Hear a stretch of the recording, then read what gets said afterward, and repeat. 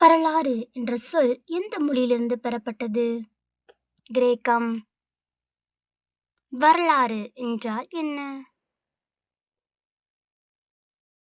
கடந்த கால நிகழ்வுகள். வரலாறு என்ற சொல்லின் பொருள் என்ன? விசாரிப்பின் மூலம் கற்றல். எழுத்து கண்டுபிடிக்கப்படாத காலம் எவ்வாறு அழைக்கப்படுகிறது? வரலாற்றுக்கு முந்தைய காலம். வரலாற்றுக்கு முந்தைய கால மனிதர்களைப் பற்றி அறிய உதவுவது எது? தொல்லியல் ஆய்வு.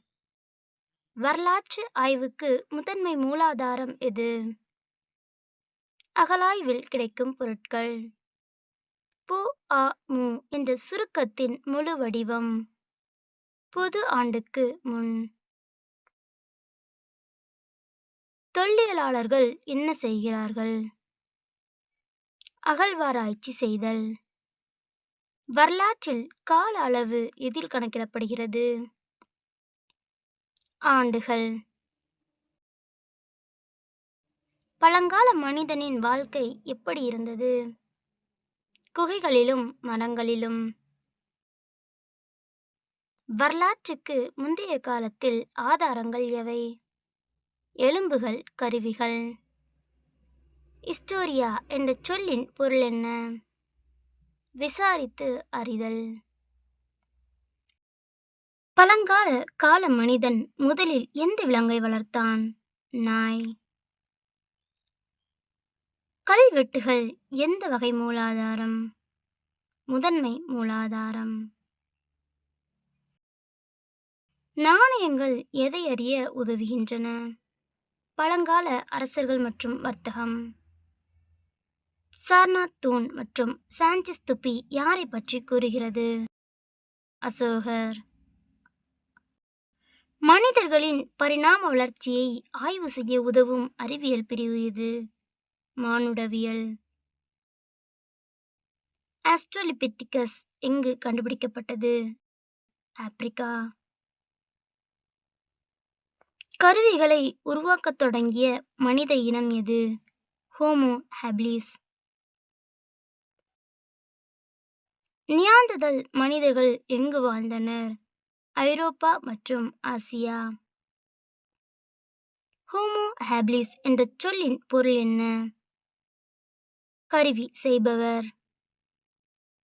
நவீன மனிதனின் முன்னோடி என்று கருதப்படும் இனம் எது? Homo sapiens. குரோ மேக்னான் மனிதர்கள் எங்கு வாழ்ந்தனர்? பிரான்ஸ். பழங்கால மனிதர்கள் எதை பயன்படுத்தி உடலை பாதுகாத்தனர்? விலங்கு தோல்கள் மற்றும் இலைகள். பழங்காலத்தில் எந்த கல்லை ஆயுதங்களுக்கு பயன்படுத்தினர்? சிலிக்கா கல். மனிதர்கள் எத்தனை மில்லியன் ஆண்டுகளுக்கு முன் தோன்றினர்? 3.5 மில்லியன் ஆண்டுகளுக்கு முன். ஹோமோ சேப்பியன்ஸ் எங்கிருந்து பரவினர்? கிழக்கு ஆப்பிரிக்காவிலிருந்து. குரோ மேக்னான் மனிதர்கள் எதை செய்தனர்? குகை ஓவியங்களை வரைதல். மனிதர்களின் பரிணாமத்தில் கால் விரல்கள் எப்படி மாறின? பிடிக்கும் விரல்களாக மாறின. மனிதர்களின் பரிணாமத்தில் மூளை அளவு எப்படி மாறியது? பெரிதானது. ஹோமோ சேப்பியன்ஸை நவீன மனிதன் என்று அழைப்பதற்கு காரணம் அறிவுத்திறன் மற்றும் கலாச்சார வளர்ச்சி. பழங்கால மனிதர்கள் பயிர் வளர்ப்பிலும் கால்நடை வளர்ப்பிலும் ஈடுபட்டது எப்போது? 8000 ஆண்டுகளுக்கு முன்பு. பீகிங் மனிதன் எங்கு வாழ்ந்தான்?